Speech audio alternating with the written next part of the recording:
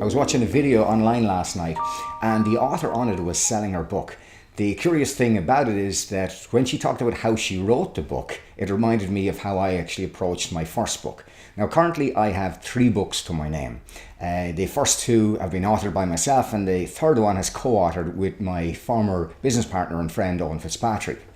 Now back in 2009 when I began the first book, one of the things before that happened was that a lot of people would say to you when you'd be delivering a seminar, it'd say, okay, when is the book coming out? And I had no intention whatsoever to write a book.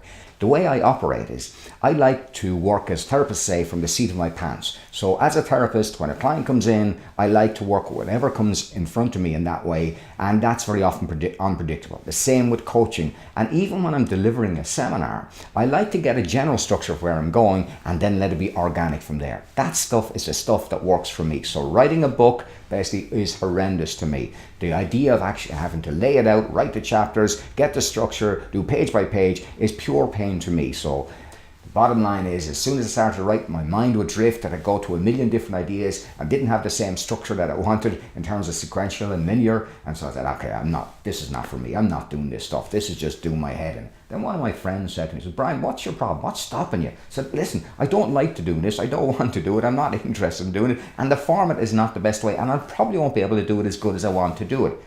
Brian, why don't you make this just your first book so you get a start on it? I never thought of that. So I said, you know what?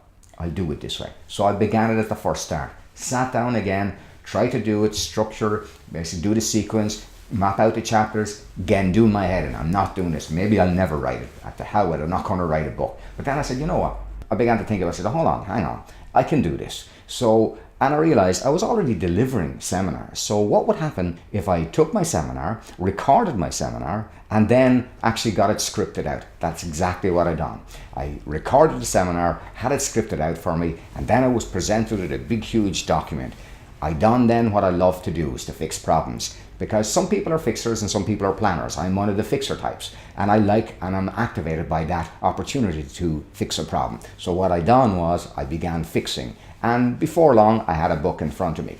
That book then, ironically, when I'd finished it, the very day I'd finished it, I got a call from the publisher asking me, would you like to write a book? So it so happens I have one. And so then the commissioning editor came to me, sat down in front of me, and as she read the book, she glazed out. And I noticed basically her attention wasn't being held. So I asked her, everything okay? And she looked at me, she says, no, there's good content in it, but I just can't seem to focus on it. I said, leave it with me, I can fix it. Because I realized that really that form of language doesn't always work in the written word in the same way. So I took it back, I fixed it up, I got it sorted, and that book is continuing to sell today, has in fact become one of the best sellers in the personal development section of Gill Macmillan in its 150 years of history and continues to do its job today. We live in a time where selling directly is not how to do things. Stories sell a lot quicker than direct sales. If you're interested in finding out how we can do these things and you perhaps like to do it for yourself, why not just join us on the upcoming NLP Sales Application Seminar? We'd love to see you there.